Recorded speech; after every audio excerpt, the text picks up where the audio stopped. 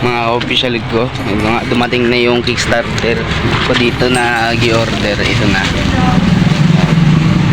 Nakikita nyo yung Kickstarter ko yan. Ano na lang ng pako.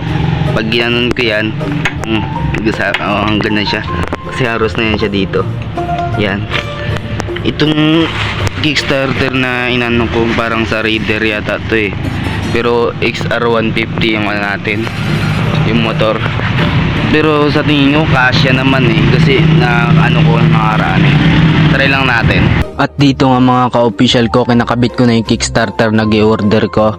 At ito nga, kung napapansin nyo, dito nakapantalon pa ako. Galing pa kasi ako sa school. At sa mga hindi nga pala nakakilala sa akin, ako nga pala si Ken Ken Official, simpleng taong gusto magpayaman. Nahirapan nga ako dito magtanggal ng stock Kickstarter ni Derot kasi kinalawang na. Kasi diadala to sa dagat dati. Pero hindi naman sa dagat talaga. Diyan lang sa mga baybay sabay pagka tapos hindi nailinisan.